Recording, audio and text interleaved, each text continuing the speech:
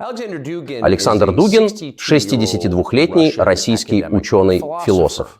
Он прожил всю жизнь в Москве, в молодости был антисоветским диссидентом, а теперь известен во всем мире, во всяком случае в англоязычной прессе, как, цитирую, «мозг Путина». Но здесь, в России, он не политическая фигура, а, опять же, философ. И его идеи глубоко оскорбительны для некоторых людей. В августе 2022 года его единственная дочь была убита в Москве в результате взрыва заминированного автомобиля. Американская разведка утверждает, что она была убита украинским правительством, и мы принимаем это за чистую монету. Но что интересно, Александр Дугин не военный лидер, не близкий советник Владимира Путина. Он писатель, который пишет о больших идеях. И за это его книги были запрещены администрацией Байдена в Соединенных Штатах. Вы не можете купить их на Amazon. Запрещая книги в Соединенных Штатах, потому что идеи, содержащиеся в них, слишком опасны. В англоязычной прессе его часто называют ультраправым. Мы позволим вам оценить это. Но мы хотели поговорить с ним о некоторых его идеях, которые настолько опасны, что из-за них была убита его единственная дочь, а его книги запрещены в Соединенных Штатах. Поэтому мы рады, что он присоединился к нам. Господин Дугин, большое спасибо. Спасибо за приглашение и добро пожаловать в Москву. Конечно, спасибо. Мы разговаривали вне камеры. На самом деле у нас был разговор, который мы не собирались снимать, просто было интересно с вами познакомиться. Но то, что вы сказали, было настолько интересно, что мы взяли пару камер и сняли это вместе.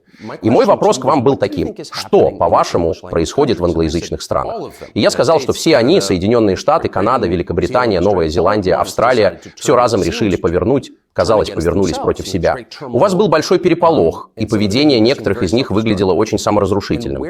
И как вы думаете, как наблюдатель, откуда это взялось? Я могу просто предположить, выразить свое видение этого. Это требует некоторого терпения. Я думаю, что все началось с индивидуализма. То есть индивидуализм – это неправильное понимание человеческой природы, природы человека. Когда вы отождествляете индивидуализм с человеком, с человеческой природой, вы обрываете все связи со всем остальным. Таким образом, у вас возникает совершенно особое представление о субъекте, философском субъекте, как об индивидууме.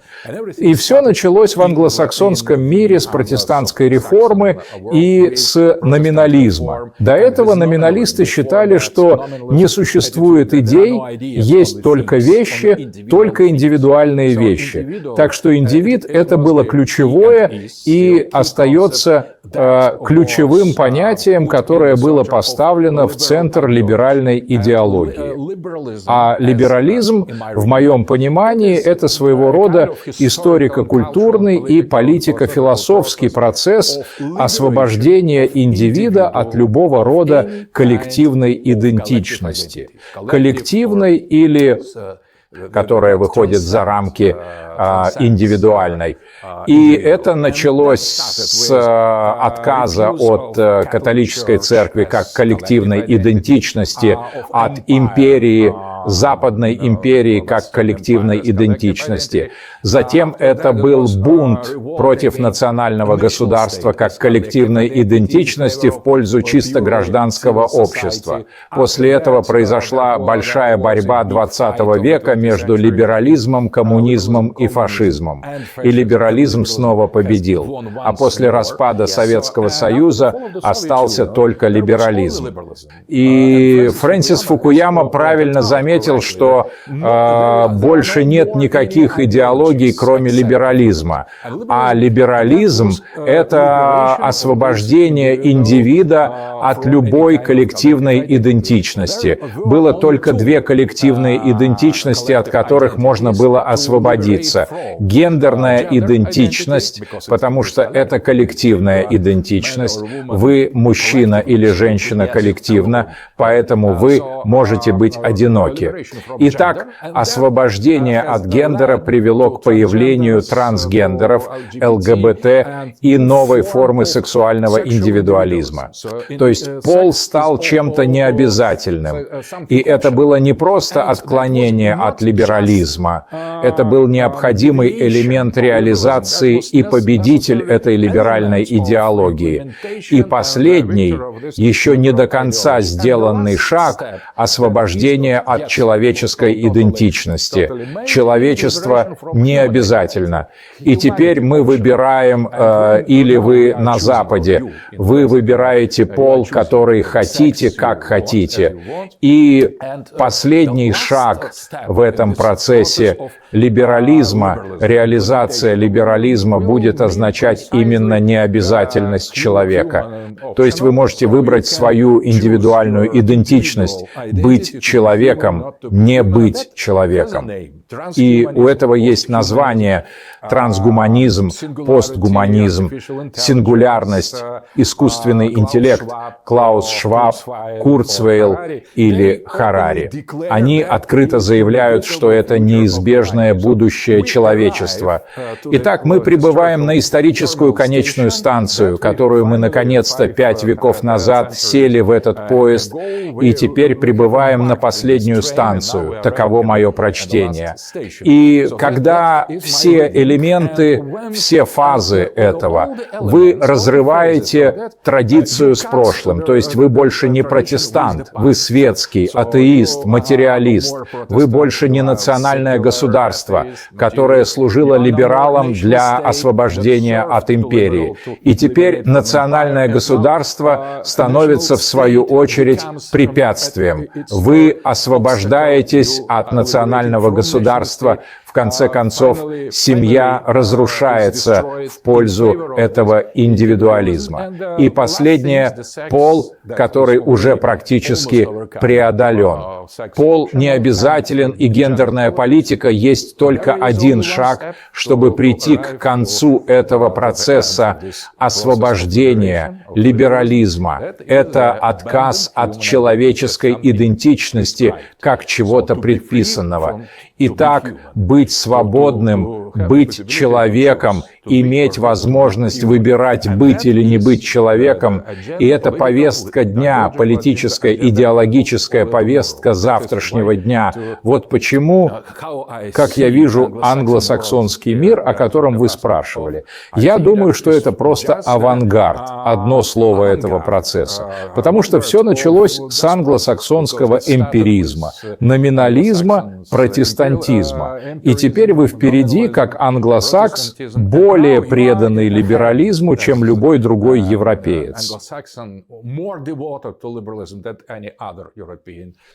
Так что то, что вы описываете, явно происходит, и это ужасно.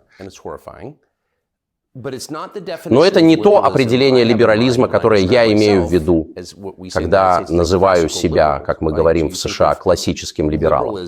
То есть вы считаете, что либерализм — это свобода личности и выбор от рабства, верно? Так что в моем детстве мы представляли себе варианты. Индивидуум, который может следовать своей совести, говорить то, что думает, защищать себя от государства, против статизма, тоталитаризма, воплощенного в правительстве, против которого вы боролись в советском правительстве. И я думаю, что большинство американцев думают именно так. В чем же разница? Очень интересный вопрос. Я думаю, что проблема заключается в двух определениях либерализма. Есть старый либерализм, классический либерализм и новый либерализм. Так вот, классический либерализм выступал за демократию. Демократия понималась как власть большинства, консенсуса, индивидуальной свободы, которая должна как-то сочетаться со свободой других. И вот теперь мы имеем совершенно следующую станцию, следующую фазу — новый либерализм. Теперь речь идет не о власти большинства, а о власти меньшинств.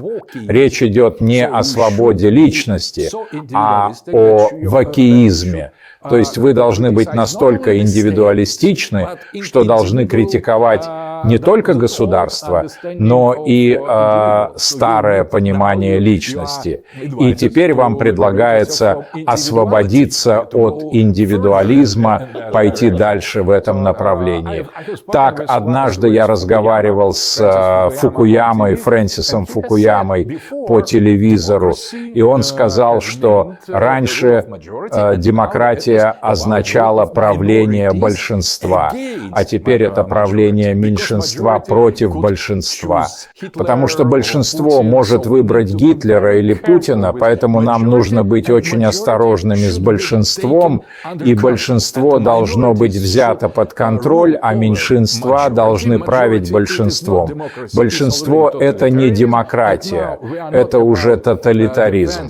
И сейчас мы говорим не о защите свободы личности, а о предписании быть бодрствующим, быть современным, быть прогрессивным. Это не ваше право быть или не быть прогрессивным. Это ваш долг — быть прогрессивным, следовать этой повестке. Итак, вы свободны быть левым либералом, вы не более свободны быть правым либералом, вы должны быть левым либералом, и это своего рода долг, это предписание. Итак, либерализм на протяжении своей истории боролся против любого рода предписаний, и теперь, в свою очередь, стал тоталитарным, предписывающим, а не свободным, каким он был. А вы считаете, что это было неизбежно, этот процесс? Это всегда должно было произойти? Я думаю, я вижу здесь некую логику, причем логику, которая не является просто извращением или отклонением.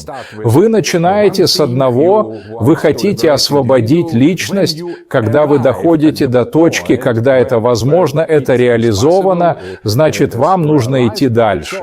И вы начинаете освобождаться на этот раз от старого понимания личности в пользу более прогрессивной концепции. Так что вы не можете остановиться на этом, таково мое видение. Поэтому, если вы скажете, что предпочитаете старый либерализм, они скажут прогрессисты.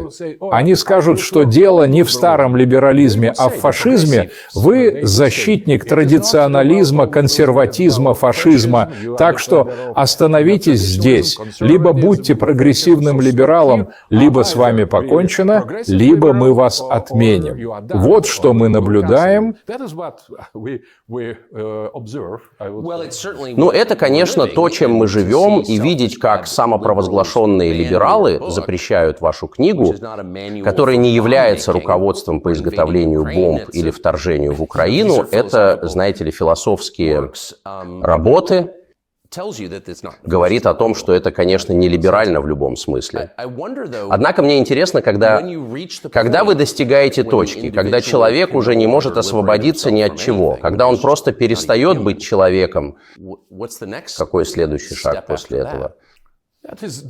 Это во многом описано в картинах, американских картинах, фильмах. Так что я думаю, что, знаете, все научные фантазии, почти все из XIX века, были реализованы в реальности в 20-е годы. Так что нет ничего более реалистичного, чем научная фантастика. А если взять «Матрицу» или «Терминатора», то у вас есть столько более или менее совпадающих версий будущего с постчеловеком или необязательностью человека или искусственным интеллектом. Голливуд снял много-много фильмов, я думаю, они правильно отображают реальность близкого будущего. Так, например, если мы рассматриваем человека, человеческую природу как своего рода разумных животных, то вы могли бы, теперь с нашими технологиями, вы могли бы производить их, так что вы могли бы создавать разумных животных или комбинировать их, или конструировать их и искусственный интеллект, сильный искусственный интеллект, нейронная сеть, плюс огромная база данных — это своего рода король мира, я бы сказал, который мог бы не только манипулировать, но и создавать реальности, потому что реальности — это просто образы, просто ощущения, просто чувства. Поэтому я Я думаю, что постгуманистический футуризм — это не только реалистическое описание очень возможного и вероятного будущего, но и своего рода политический манифест. Так что это не то, чтобы выдавать желаемое за действительное, и тот факт, что у вас нет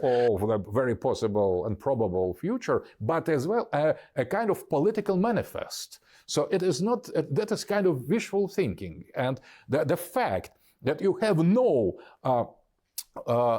светлого традиционного будущего, описанного в фильмах, я не знаю ни одного фильма о будущем на Западе, снятого о возвращении к традиционной жизни, процветании, многодетных семьях. Все очень-очень в тени, очень черное. Так что если вы привыкли красить все в черный цвет, а будущее, особенно так это черное будущее, однажды наступит, и я думаю, что это факт, что у нас нет другого выхода, либо матрица, либо искусственный интеллект, либо что-то еще, либо терминатор, так что выбор уже за пределами человечества, и это не просто фантазия, я думаю, это своего рода политический проект, и его легко представить, потому что мы видели фильмы, они следуют более или менее близко этой прогрессивной, я бы сказал, повестке дня.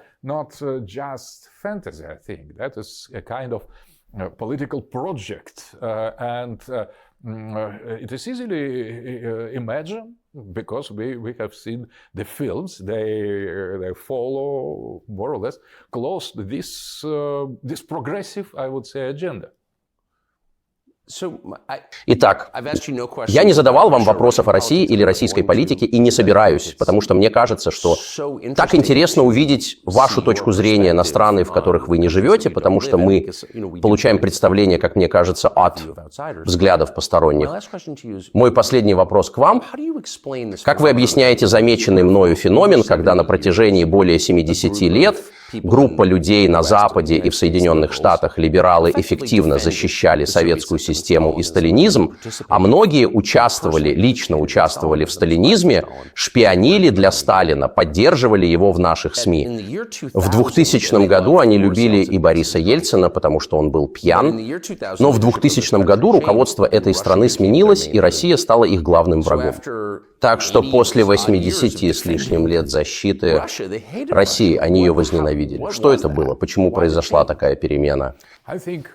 Я думаю, что, во-первых, Путин традиционный лидер, поэтому Путин, придя к власти, с самого начала начал выводить нашу страну, Россию, из-под глобального влияния, поэтому он начал противоречить глобальной прогрессистской повестке дня, а эти люди, которые поддерживали Советский Союз, они были прогрессистами и сейчас являются прогрессистами.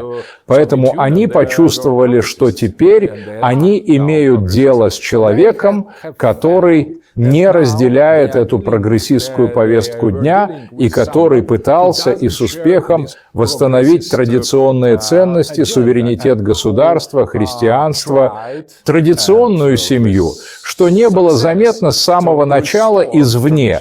Но когда Путин все больше и больше настаивал на этой традиционной повестке дня, я бы сказал, на особенности и специфике русской цивилизации, на каком-то особом типе видения мира, который имел и имеет сейчас очень мало сходства с прогрессистскими идеалами. Поэтому я думаю, что они обнаружили, они определили в Путине именно то, чем Путин является. То есть он своего рода лидер, политический лидер, защищающий традиционные ценности, поэтому совсем недавно, год назад, Путин издал указ о политической защите традиционных ценностей. Это был поворотный момент, я бы сказал, но наблюдатели из прогрессивного лагеря на Западе, я думаю, понимали это с самого начала его правления. Правильно. Поэтому эта ненависть не просто случайность, что-то случайное, какое-то настроение, это не так.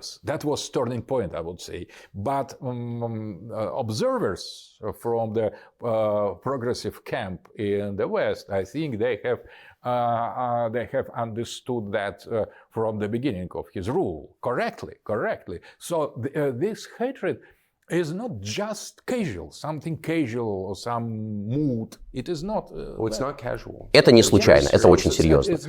Так что это метафизика. Так что если ваша главная задача и главная цель — разрушить традиционные ценности, традиционную семью, традиционные государства, традиционные отношения, традиционные убеждения, а кто-то с ядерным оружием, что не самый маленький, но не самый последний аргумент, кто-то с ядерным оружием, чтобы крепко стоять на защите традиционных ценностей, вы собираетесь отменить. Я думаю, что у них есть какая-то основа для этой русофобии и ненависти к Путину.